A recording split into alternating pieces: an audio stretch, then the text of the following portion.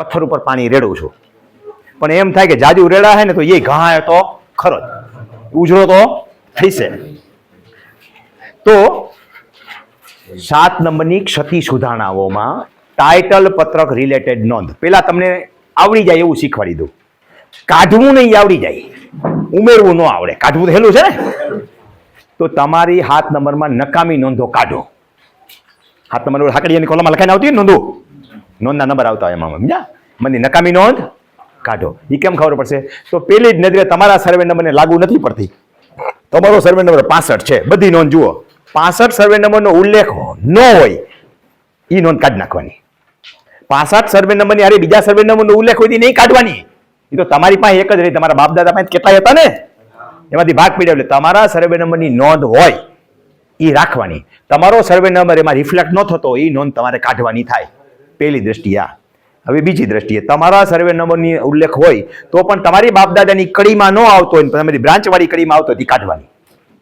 તમારો survey number 61 પૈકી 1 પૈકી 2 વાળો છે. હવે નોંધ આવી 61 પૈકી 1 પૈકી 1 ની, તો તમારી સાઈડ લાઈનની થઈ ને, તમારે વળી આવી નથી. તમારો વારસા આંબો જોવાનો. આપણા બાપ દાદા વાળું નામ આવે છે, કાકા વાળું આવ્યું, એની બ્રાન્ચ પડે કાકા દાદા વાળી કહેવાય ને, એના ભાઈઓની નોંધ આવતી હોય આપણામાં ભૂલથી ચડી ગઈ કહેવાય, તો એ કાઢવાની. સમજાઈ ગયું બરોબર? નોંધ કાઢવી તો હેલી છે, આરામથી મળી જાય. એટલે નોંધ કાઢી નાખવાની. એ અરજી કરતા શીખવાડું. એટલે નોંધ ગોતી લેવાની, 4 વાર મેળવવાની. કાઢતા પેલા ઘા નહીં કરી દેવાનો. હાથમાં રેલી આમ ફટદીને ઘા કરી દઈએ પછી મીણવા જ આવી પડે. એટલે ઘા નહીં કરી દેવાનું, પહેલા બરાબર જોવાની કે આપણને લાગુ નથી પડતી ને તો કાઢવાની. હવે ઘટતી નોંધું શોધીને ઉમેરવાની. આ અઘરો વિષય છે. આમ જુઓ તો હેલો છે, 2-3 વાર મને સમજી લ્યો તો હાવ હેલો છે.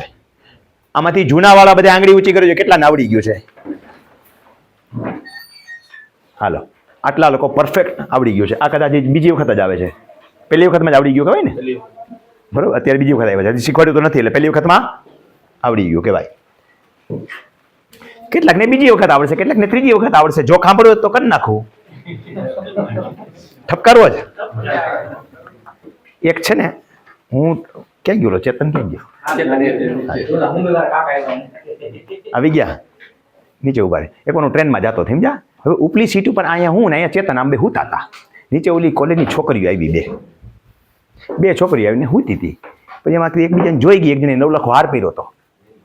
એટલે ઓલી છોકરીએ પૂછ્યું કે તું શું નોકરી કરસ? કે કાંઈ નહીં, કોલગલ છું. તો કે નવલખો હાર? એ કે સુરતમાં હોય ને કે હીરાવાળા હોય એટલે આપે. કે તું શું કરસ? કે હું કોલગલ છું. ક્યાં છો? કે અમદાવાદમાં. હવે અમદાવાદ કાંઈ દે જ નહીં. એ કે વીટી બેરી જ ખાલી ગયે. તો કે સુરતમાં અમારે જેવું શીખીએ. એ કે અહીંયા મને ન આપે, ન હાલે કે. એ કે કાંઈ નહીં, 9 લાખ ન આવે તો 9 જણા લખપતિ વાળા ગોતવાના. લાખ આપે તો 9 લાખ તો આવે ને કે. એ કે એટલા બધા ન હાલે કે. તો કે કાંઈ વાંધો નહીં, 50,000 વાળો 9 ગોતવા નાખીએ તો 9 લાખ તો આવે ને કે. કે પણ એટલા બધા ન હાલે. તો કે કાંઈ વાંધો નહીં, 6 મહિના આવે 10,000 વાળા ગોતવા નાખીએ. તો ઉપર છે ને ક્યાં ગયો ચેતન બેઠો હતો. ઈ કે 2,000 નો ભાવ આવે તો કે બોરી કરાવી દઈશ.